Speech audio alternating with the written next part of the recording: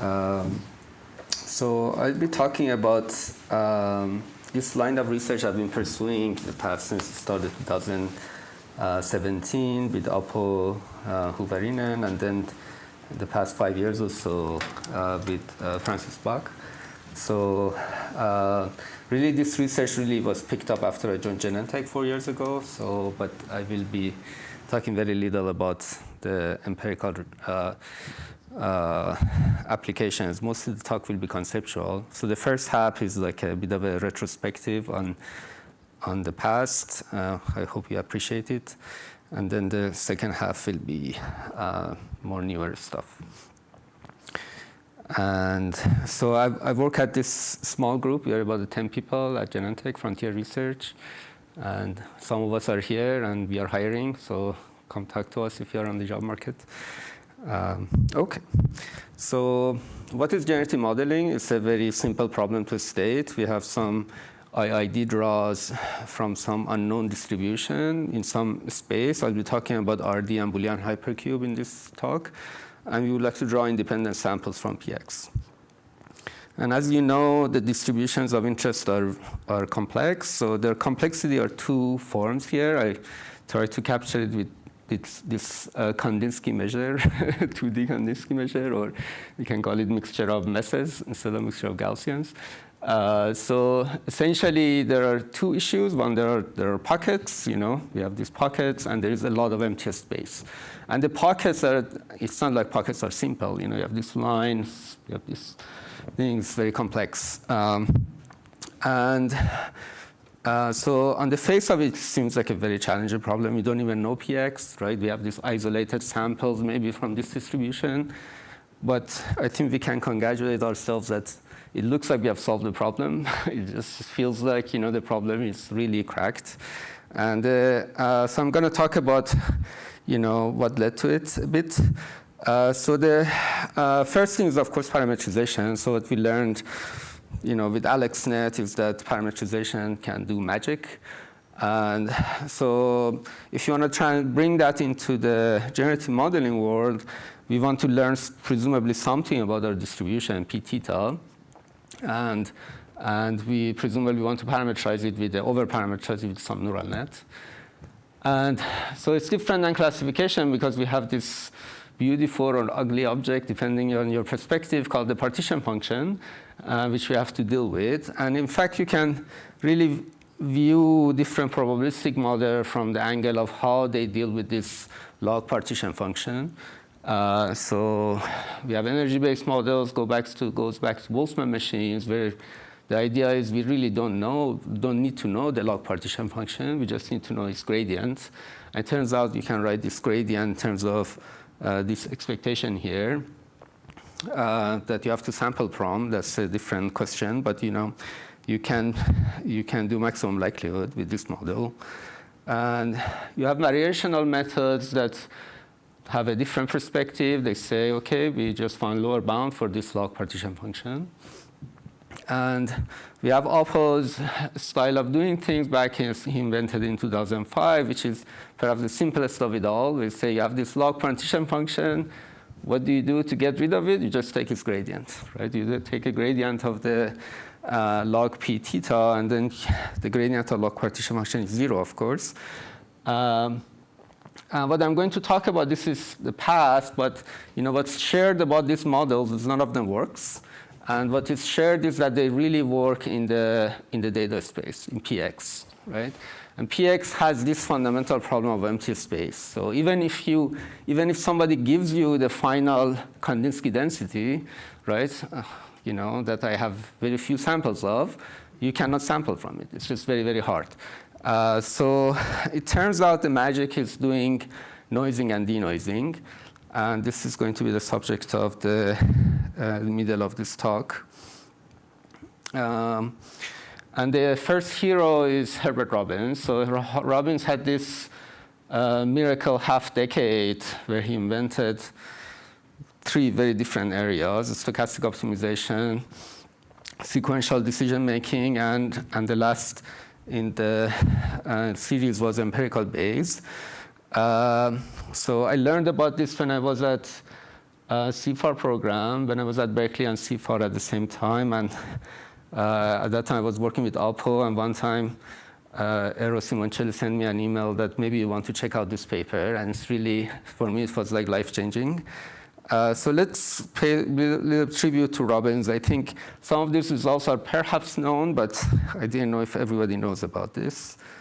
So Robbins asked this question, which is to me, it's like even very, very fundamental. You know, denoising goes back to the signal processing. You know, as the you know, when you think about signal processing, you think about denoising. But in denoising, typically you have clean data and you have noisy data. And Robbins asked even more fundamental question: what if I have only noisy data? Right? I don't even have clean data. I think that's even deeper question. So that's the question he asked. Let Y be and actually, if you go back to his paper, he starts with let X be a random variable which is noisy. So essentially, X in statistics is the random variable, right? So essentially, the random variable is noisy, right? Here, I'm going to change the notation to not be too confusing with what we are used to. So X is, for us, is a clean data. So let's change the notation a little bit. So Y is now a random variable which has a probability distribution depending in a known way on an unknown parameter X. So he didn't call it noise model, but that's essentially the noise model. So essentially, the noise model is known. So we have this. The only thing we know in this world is that there is this noise model. So condition on X, I know this distribution of Y. And X itself is unknown. We know nothing about its P of X, right? So the first question is we want to estimate X, right? So we live in this world where we only observe noise, and we want to estimate the clean data. And so you construct a least squares estimator. This is machine learning 101, right? And the key here is that's important is for any fixed Y. Now I have only one observation Y. I'm going to construct an estimator, right? And this estimator takes this form, right? So he called it Bayes estimator because the denominator is Py and P of Y given X, Px divided by Py is P of X given Y. So this is what you would have written, presumably without doing math. That's what you expect, right? But the question is, it seems hopeless. It seems that I don't know P of X, right? I only know P of Y given X. How on earth I'm going to do this integral, right? And that's, to me, if you read Robbins' work, you can see his excitement. So he looks at the first example, which is Poisson distribution. And so the important thing is, of course, we don't know P of X, but P of Y given X could have interesting structures, right? That's the magic. And the first example is the Poisson distribution. So X is a continuous variable. Variable is positive, and it's the rate of the Poisson distribution. So our noisy data is integer now. It counts. And so we are observing this very, very sparse count data, and we want to estimate the real value given this count data. And we write the formula. So we write this formula, and P of Y given X is our Poisson distribution. And you already see now immediately, it's a one-liner, because P of Y given X has a X given Y, X to the power Y. You can just absorb X into that, so you get this Y plus 1, and you write your Y factorial as Y plus 1 factorial times Y plus 1. So you arrive at this expression. And this is, to me, it's very interesting that this is probably the very first example of a score function, right? It doesn't depend on we have something that doesn't depend on it's unnormalized, so you don't need to know. Suppose in the modern world, you could parameterize this with a neural net, right? And then you can do denoising, and you can learn this without needing to know the partition function. Of course, here you can do you can add, you can make this in d dimension, right? So that will be your SI, right? That would be your ith component of your score function. You can generalize this. You can take this to d dimension. Yeah, go ahead. Explain the last equality. So you're integrating against x and p. You don't know what p is. P, Exactly, right? exactly. So why do you have that equality? So here, this one is the p of y given x times px dx. Right? That's p of y. And this is exactly the same thing where you have y plus 1. Yeah, very good question. Yeah. So essentially, you absorbed x into your, you wrote it as a p of x given y formula. Right? But it's not the same p. It's not the prior. It is the distribution of noisy where you just add 1 to your, right? And actually Robbins does it in his work. He said, that's the old time, so you just make a histogram, right? So it's you just make a histogram of that's your estimator and just add. Yeah. So I really love this example, so I wanted to start with that. So if you stare at this, I think to me what's fascinating is, this is 1956, he doesn't mention at all, oh, this is unnormalized. But this is really what stands out, it's unnormalized, right? And the other thing that's very interesting about that paper is he doesn't do Gaussian. So it's very mysterious. Why didn't he do Gaussian? So let's do Gaussian. And Gaussian, I think the only thing that we do, this is 3D formula. So the only thing I want to make it into one-liner is you really focus on the unnormalized part. That's the important part. So the moment you write the same thing, so now this is now my p of y is a convolution of p of x in a Gaussian. And the moment you write it, you write a score function in the y space, you arrive at this expectation of x given y minus 1. So this is known as the Tweedy formula, which actually I don't know why it's known as Tweedy formula because Miyazawa invented it, but that's the different question. So this goes back to 5 years after Robbins' paper, is the first result for the Gaussian. What year? 1961. Yeah, so. De Bruin also derived this. What? De Bruin also has the Bruin's like. Which year is that? It's more or less 60. Interesting. Yeah, I think the interesting thing is in Robbins' paper, he mentions Tweedy for the Laplace kernel. Maybe that's why people started calling it Tweedy formula. I wish I knew who was first who called it Tweedy formula. I just don't know. But yeah, that's how it is. So this comes the, as I mentioned, I learned this from Aero, but at that time I was working with Apo, and we already had a paper earlier without the lens of empirical base, but we rewrote it, literally that paper with the lens of empirical base. So this is the idea, is Robbins' world was you only observe noise, but in our world we observe clean data, and we can add noise, and we can pretend to be in Robbins' world, right? That's essentially the idea. We make it into a loop. So, and this is what you're familiar with. Essentially, you can turn this beautiful expression into a learning algorithm, right? And after you learn grad log py, and again, here I should have emphasized that I'm using, where are we? I'm using lazy notation here. So here, what I mean by grad log py is grad log p yy. This goes back to Ahmad's question. Yeah, so it's essentially this is a lazy notation I'm using. But essentially, we have learned the distribution of noisy data, not the distribution, the score function, and we can do Langevin sampling, right? And then for any sample that we gather, we can denoise it, right? We call this at the time walk-jump sampling. So you walk in the noisy space. This is really where the sampling happens. And the denoise, you can, for any sample that you generate, you can denoise it. Go ahead. So going back to the first motivation, Yeah. you have only noisy data.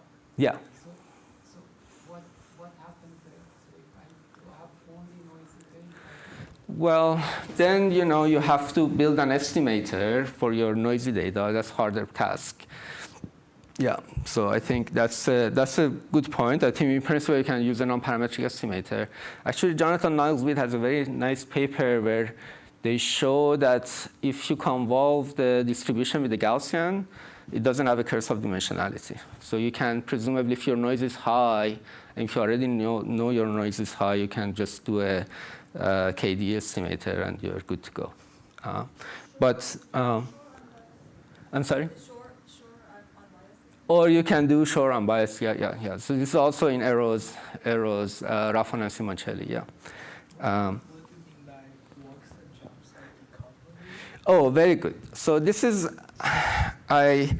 I'm afraid to say this paper was written when I'm very happy I was in these meetings, and this is where it was born. But it was really in the shadow of denoising autoencoder. So every time I talked about this, this is recorded, I don't know if I should share, Yoshua Benjo was saying this is denoising autoencoder. So, and they did have a framework where they had this walk-back sampler, where essentially their Markov chain was what did look like this. You add noise, you denoise, add noise, denoise, add noise, denoise.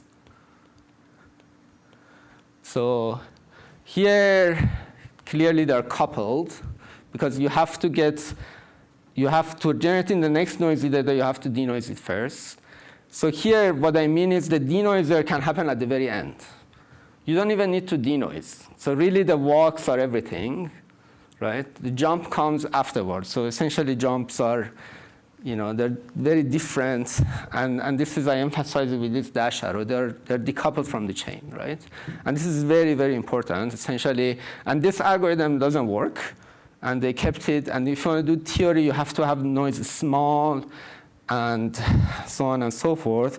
Here, the noise can be any large value, and actually, this is what I'm going to emphasize. This algorithm only works when the large noise regime. And the last thing, again, this was in the shadow of DAEs, something if I had to rewrite this paper, I would emphasize that you cannot derive at this algorithm in the denoising score matching framework.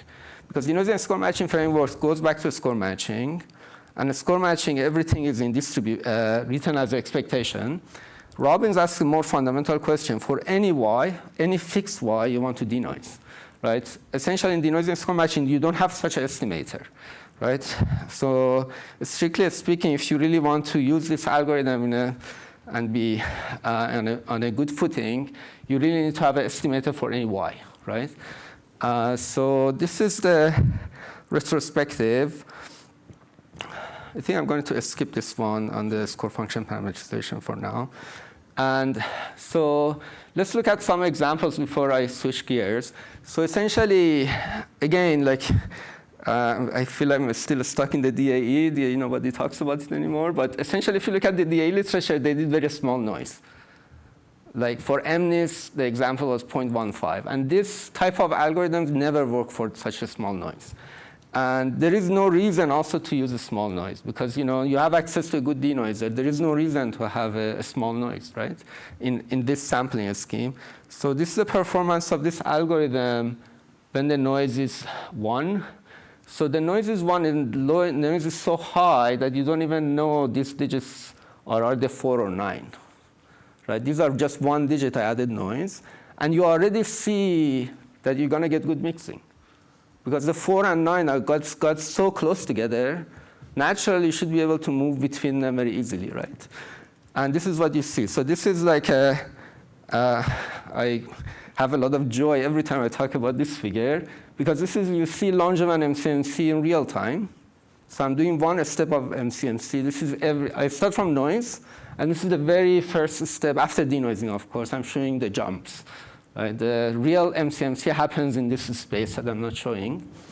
But essentially, you visit all the MNIST classes, right, in this very, very fast-moving chain. Obviously, you can do better in terms of if you are not happy with these digits here, you can lower the noise, right? But there is a trade-off here because you get a slower mixing, right? So you're running MCMs here with Exactly. And then the picture is showing a second row is below. Exactly. So this is like, I'm not showing the walks. Oops. I'm only showing the jumps. Yeah. And this is an example on CFAR. So, I mean, these are very interesting examples because this is a single noise model, right? On CFAR, for example, the noise here is 0.25, and you can get a FID that's better than Big Gan. So essentially, this model is Langevin plus 1956 plus a neural net.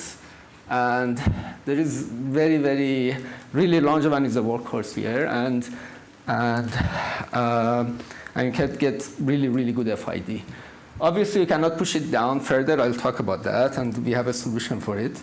And the other interesting thing is you want to use a good Langevin algorithm. So here we have been shopping for good Langevin algorithms. And this is like a kinetic Langevin, very specific kinetic Langevin. But I'll mention that briefly a bit later. Okay, so let's talk about the second hero, the main hero of Paul Langevin. Okay, go ahead. Which kind of model you use for the score estimation? Score estimation is just a denoiser, right? Just. So essentially here, as you can see here, the denoiser, this is the denoiser and this is the score. So if you have a good denoiser, you have a good score function. Which kind of denoiser, particular denoiser? Also, least squared denoiser, and we use a unit architecture that Zahra talked about. Yeah. I mean, this is a good question. Actually, the fascinating thing about this is I really wanted to get a very good FID with Langevin. So we did a lot of architecture search. So we ended up with the architecture, I think, from OpenAI at the time. So this architecture has the number of parameters, the number of pixels in the data set. So if you count roughly the number of pixels in the data set, it's highly over-parameterized. So go ahead. How long do you need to run the Langevin for? How long do you need to run the Langevin? So I think there's something like if you do early stopping, usually better sample quality. So In this example, Langevin is real-time Langevin. So I'm starting from noise. And after, each frame is, let's say, I think it was 10 steps in this figure. It's very few. My point is, Langevin is step by step, right? So you are running up to a time t, and I guess so in theory you want to run the chain converge, but I saw that this and it's difficult because the score function you're using to run the Langevin has some errors. So you run it through a really long time. Sometimes your sample quality becomes worse. Well, if you run this for a very long time, you're right. If you run this, and this is actually, I think I wish the community also push for that. Ideally, I want to have a single chain FID. And, a FID reported on a single MCMC chain. I don't know what, I'm not sure if I'm following your question, but if you have a good score function, this is just one chain. And you get fast mixing at the beginning. You arrive at this is the burning time. We arrive at the horse, right? And then you start gathering samples. So here, that's what we did by reporting as FID. We weren't doing last sample. We were actually doing all the samples. But the sample quality is the same across all the steps? Sample quality, if you have a good Langevin, after you arrive at the sample, all of these are good samples. Right. So it's like, I think your question is, I'm not sure. Yeah. But we can talk about it. Go ahead. So have you checked the nearest neighbor image to the generative? No, we have not done that. Yeah. Go ahead. I guess there's something that's kind of confusing me a little bit. Like in some sense, your denoiser tries to kind of solve for the mean squared error estimator. And if your x given y distribution is multimodal, which presumably it will be if you add enough noise, especially in the case where you had it's almost Gaussian all the way at the top, this looks bad, right? Because it'll just smear two modes when you have a multimodal x given y distribution. Yeah, so the question is the picking of sigma is an art. Yeah, so I think Maybe even beyond an art, right? Like, because in some sense, like, if you add enough noise so that you get something that's not like horribly multimodal, then just like x given y is multimodal, and probably just like the MSC denoiser is not great because it's going to smear modes. If you leave it to be very multimodal, then Langevin's probably not going to mix very fast. So I guess how do you just get away with like a single sigma is the question? yeah, I think my mental picture for it is this filling of the space with probability mass. So you have these modes, and what you want to add enough nodes to connect the modes. But obviously, you're going to kill some of the features. Like, for example, typically you can capture like sharp edges, but you're right. I mean, the textures, if you add high noise, that goes to the between mode thing. So you're gonna get a smeared image. I'm gonna show you another picture, which is probably more very related to your question. This is the very famous conference, the 5th Solvay conference. Does anybody recognize Langevin here? No? Really? I can zoom in more. Anybody? What? Which one? The second to the right. So this is the gentleman, that's Langevin next to Einstein. And this is the first Solvay conference, and again, it's a very weird picture. What's fascinating is like, this is Poincaré and this is Marie Curie. They don't even look at the camera, and that's Langevin again next to Einstein. And 3 years earlier, he wrote this paper on the theory of Brownian motion. Okay, I have 15 minutes. For this talk, I really enjoy reading old papers, so I actually went and read the translation. It's a very, very short paper. It's like one pager. And in the beginning, the third paragraph or so, it says, I've been able to essentially recover Einstein's formula precisely and give it infinitely more simple, and this is the exactly French word it used, by means of a method that's entirely different. So this is the derivation. Since I don't have time, I leave it here, but essentially he writes the equations of motion. The only trick is to multiply them by x, and then rewrites everything in terms of the dx squared dt on average, and it arrives at this fast decay term, which is very fast, and then this is the constant, and integrates over time, and voila, you have the Einstein's formula that he derived from the equations of motion, essentially, and that's a method that's entirely different. And actually, very interestingly, essentially the first Langevin equation is the kinetic Langevin, not the overdone Langevin. And this is the kinetic Langevin. So we just added this modern notation in terms of using x. We have the Brownian motion term, dBt, and this is really what derives you to sample from the distribution. All right. So this is walk jump. And here we have this, I made this little table of comparing walk jump with diffusion. So let me not go over everything since I don't have much time, but I'm going to draw a figure here. So essentially diffusion, think of it as like that. You have I'm in the variance exploding, let's say, diffusion, where you run the diffusion, and then at some point you are in this is essentially capped in the log-concave regime, let's say. And then suddenly, going back to your question, this is like where you mode finding, you are in the mode finding range. And then you capture the mode, and the last phase is refinement, right? So here it's like roughly 0, and then you get your state-of-the-art FID score, right, at the very end. The walk jump philosophy is different. Here it says we pick this regime here, somewhere that connects the modes. So we have something about the modes, right? We know we are not losing all the modes into one. That would be a disaster. So then you run the MCMC this way. So this is vertical. because non-equilibrium. This is horizontal because in equilibrium, right? And the samples that you gather, you do a estimator, right? And obviously your estimator is not the same as px, right? And that's the fault of this algorithm, right? And the question is, can we do better? This is a nice figure by Joseph. Unfortunately, I don't have time to discuss that. But essentially, what this figure tells you is that diffusion is beautiful. So essentially, we add noise, we denoise, and this is the FID. And diffusion just follows. This is the true distribution, and the purple one is the diffusion one. And they just follow each other. Logjam is interesting. It does actually in middle regime, in high noise, it does better. We don't know why. But it becomes worse, clearly. Right? It just fails.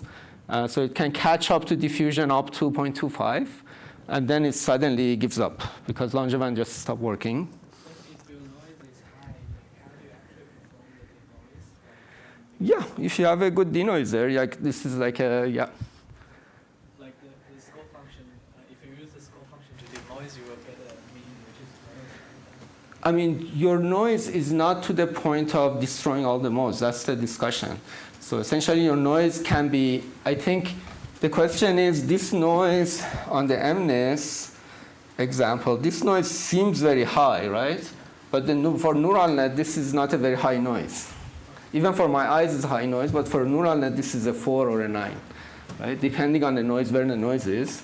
So I think this becomes a bit of an experimental question, but I'm gonna deal with that very soon, actually. So we have a solution for it. So I just wanted to say briefly that, despite all the criticism of the high noise and denoise sampling, is actually you can get very, very good models out of this. And so this has been, all of these papers are just single noise Logjam sampling. And in all of them, we have a figure 1 or 2 where we show the single Langevin chains. But let's move on. OK, I have only 10 minutes.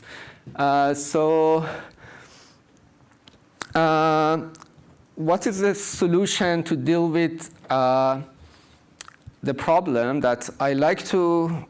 OK, so this is like, I want to make an analogy. There is a school of riding called Oulipo in the 60s, where these French riders were doing constrained riding. So for example, Georges Perec wrote a whole novel without using the letter E. So it's amazing. It's like, and he wrote another novel where it just happens in one instant in time. So here, the constrained research is, I want to just do Langevin, right? Essentially, that's the game. I just want to do Langevin. I don't want to do diffusion. And I have 1 sigma. Clearly, my back is against the wall. I don't know what to do. So the idea is, what if I add multiple noise? Right? I define the noise model to be this noise. That's Robbins' noise. But I define the noise to be multiple noise. That's my noise, right? My noise is multiple noise. Obviously, condition on X, these are independent. But these are highly dependent if you consider this distribution, right? So the point of this paper was to study this distribution, right? And it's very simple with all of Robbins' results and 2D, Miyazawa, whatever you want to call it, generalizes. So you can get a denoiser. You can translate denoiser to a score function, right? Essentially, long story short, we do have the score function of this distribution. It's a very huge score function. It's in MD dimension, right? And the program is, we want to sample from it, right? So for example, if you go to the C, for example, let's say the noise level 0.1 gives you very, very good results, right? And we saw earlier Langevin just breaks down, doesn't work. And the idea here is, what if I use sigma 1 and M 100, right? So I have to go to 100. I have to expand my dimension 100 times. But what if Langevin just works, right? So that was the idea in this paper. I thought at the time, as I'm a former physicist, this should work. And it didn't work. And we did everything. I learned a lot about Langevin because just to make this work. And it doesn't work. So this is but the idea is interesting. So the idea is I'm changing the object of interest, right? This is my object of interest now. I want to sample from it. And go ahead. Doesn't it just give the same information as if you average there and it's a smaller? Thank you. Yeah. So this is exactly, I have it in here. So that's the idea, right? So even the plugin estimator is the very good estimator, and this average actually shows up everywhere now. So this became the follow-up work with Francis on understanding this P sigma y1 to ym. So we showed 3 results here. One is that there is a universality underlying this. I'm going to mention it briefly. The other is that this can be a very wild object. So you really don't want to deal with it in that high dimensional space. And the other one was to break it down, to break down the sampling to one at a time. So the universality is actually what you alluded to. It's very simple. So you have this convolution here, and each one of them are Gaussian. So you can just complete the square, and you arrive at this expression. So essentially, you can write this distribution, sigma y1 to ym, as a form that takes the mean, right, and a reduced noise. And this is like a very simple term added to it. And long story short, you can prove that because our sampling algorithm at the end cares about this object, expectation of x given y1 to ym. This in distribution has exactly the same distribution as if you did one measurement sampling with a lower noise. Right? That's the first result, which is very intuitive. What's the dimension of the problem? So you have m samples, but what is the dimension of, say, x? Dimension of x is in RD. And d is fixed. Yeah, d is fixed. Yeah. And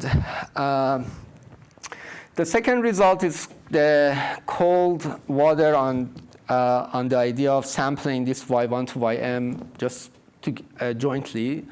Essentially, what we showed is that you take a Gaussian, you take a very simple Gaussian anisotropic, and what we showed that strictly speaking, the condition number of this distribution in RMD is worse than if you did one measurement with lower noise. So essentially, you are paying a penalty of sampling higher dimension, and you're paying penalty of worse condition number. So you shouldn't do it. So the next thing came that, okay, what's the solution now? Solution is actually very simple. You want to chain this measurement accumulation, right? You sample one measurement at a time, right? And this now, you have control over all of these terms, right? First of all, for one measurement, we can pick a sigma so high that you make this to a unimodal distribution, right? You can make it into a log-concave distribution. And what we showed that, okay, can I skip the Gaussian case? Essentially, in the Gaussian case, you prove that this picture holds. So essentially, your first measurement, you make it with a less condition number. And as you look at the distributions of these conditional distributions, becomes more and more spherical, right? So here now the picture is everything is now in RD, right? Going back to your question, so nothing is RMD anymore because you're breaking down into problem into a series of RD sampling, and that's the story here. And the key theorem in our paper was that we showed that you can make all of these sampling algorithms into a log-concave sampling. All of this sampling problem into log-concave sampling. And the proof is very simple. Essentially, the idea is it's just an algebra. You look at the Hessian of this conditional distribution, and it has this term, and it has this term. And this term, we can bound it. So essentially, the only assumption here we make is that we have distribution in a compact space. So going back to our Kandinsky measure, if you put a ball around your Kandinsky measure, you take the sigma to be the radius, you're going to kill all the modes, right? All the lines and everything, you're going to be just one mode. And as you accumulate measurements, you're gonna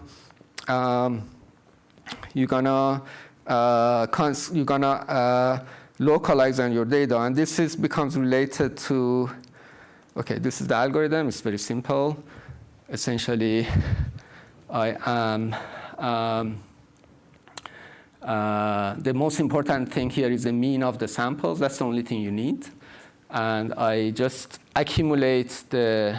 Run the Langevin, accumulate the measurements, and keep the mean, update my empirical mean, right? That's what I do.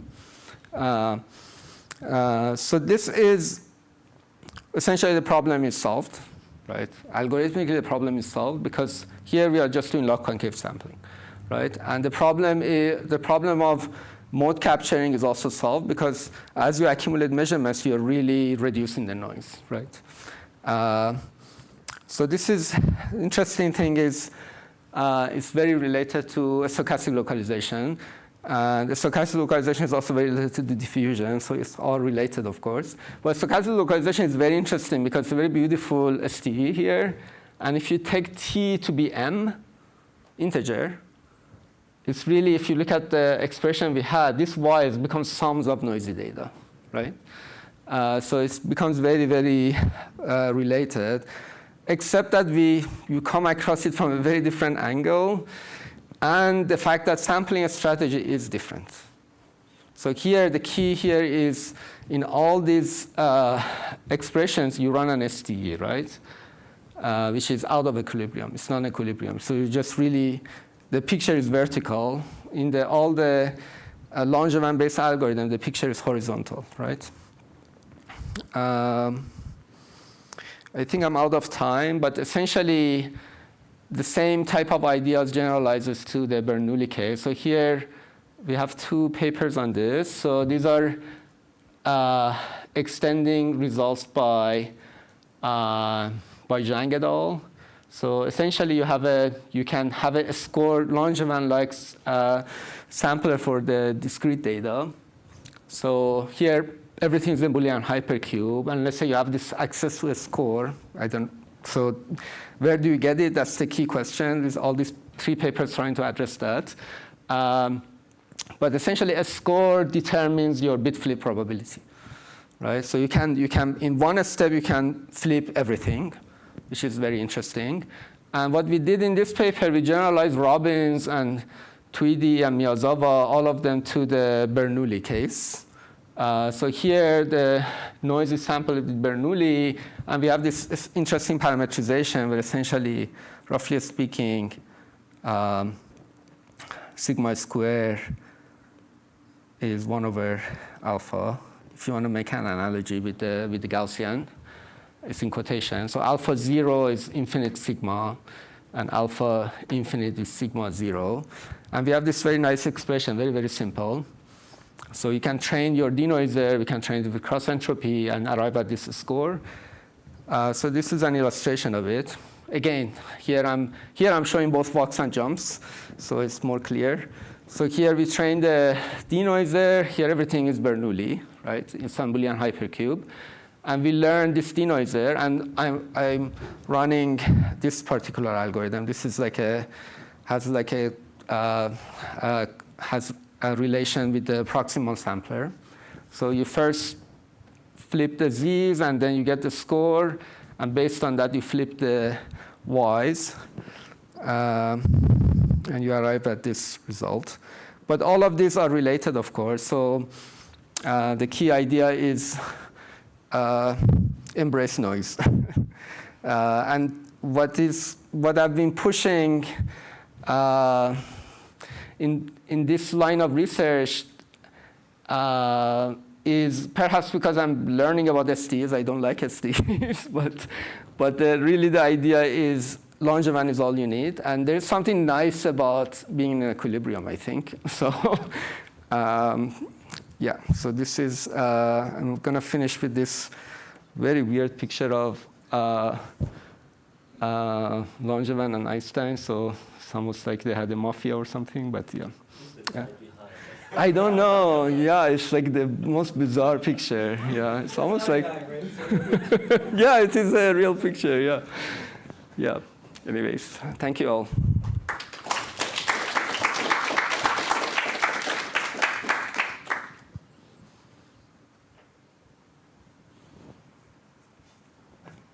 Go ahead. So what about your result that you had for Langevin dynamic that can generate successfully images?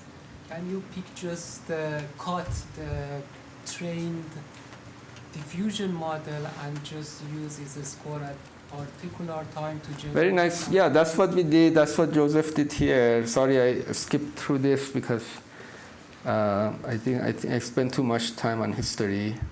So essentially, this is exactly what we did, what Joseph did. So essentially, you take a pre-trained model and use a different sampling strategy. So because you can extract the score function for each noise, right? And here, this is the walk jump, and this is these samplers that I discussed. I think the interesting thing is I talked about it. I think we haven't really explored this design space. What's nice about it is you're very limited. You have only sigma and m. You have no noise schedule, right? But obviously that could be its limitation. We don't know. And also we haven't really explored the log-concave regime. So these sigmas are not log-concave. So yeah, so there is a lot to explore here actually. Yeah. Any other question? Go ahead. I think you might have mentioned this, but if you take the noise distribution and you push it forward by the denoiser, it doesn't give you the correct distribution Yep. at time zero, right? Do you not notice this bias?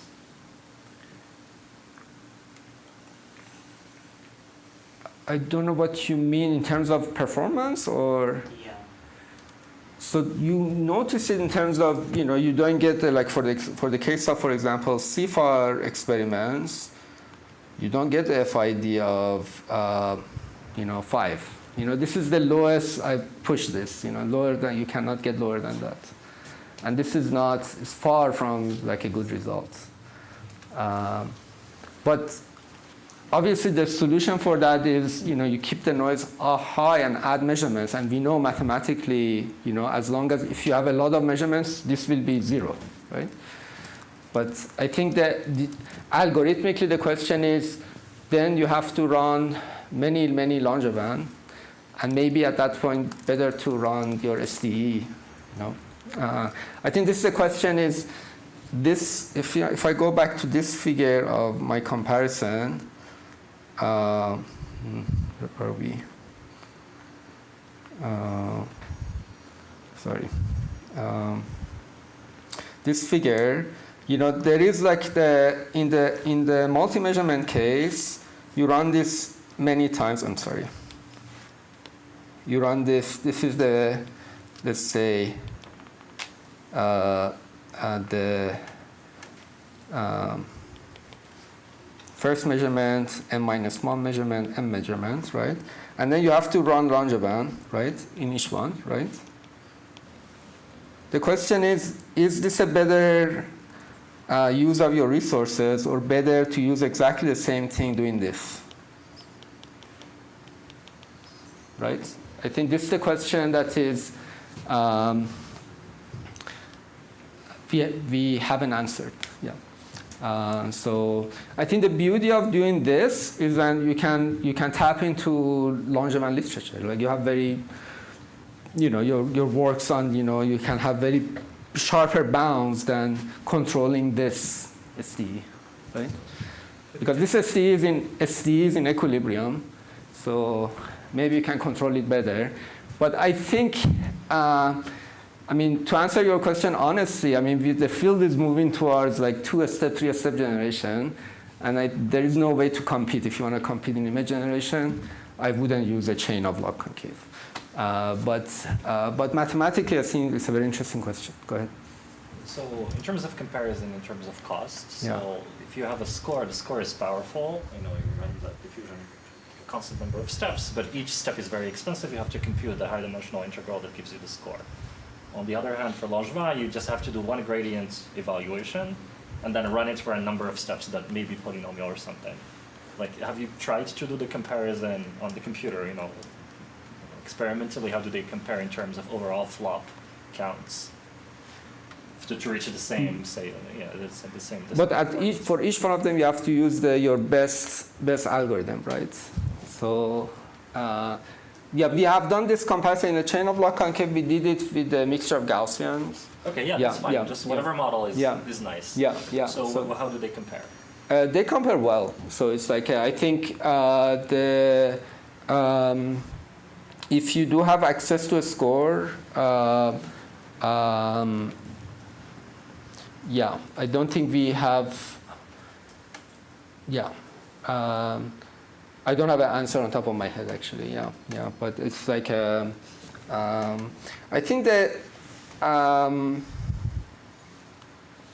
Yeah, it's a good question. Yeah. So your question is really summing up all these steps here and summing up all these steps there, right? Like these steps here, you want to add it up. These steps here, you want to add it up. Yeah, I just wanted to know like which one is more efficient. An efficient use of the CPU. That's for the same quality. Yeah. I think that there is a nice paper by Martin Wainwright actually. I think there is like an appreciation that you know, if you do Langevin sampling, you know, you can use the best rate for Langevin. Apparently, this is what I'm learning. It's very hard to control this rate. So the best rates in this space is all exponential, and you can just remove the exponential part. But in practice, again, like in practice, it's just it's a very, you can do distillation and all these things. It's like it doesn't show up in your rates, you know. So yeah. Yeah, I think the fact that diffusion, I've opened up to diffusion because, you know, the design space is huge. It seems like I don't like it, but also it gives you a lot of freedom. So the fact that you have a huge design space, it just, you know, you can do all these fancy distillation, for example. Yeah. Maybe in the interest of time, let's take any further discussion offline. Thank the speaker. Thank you.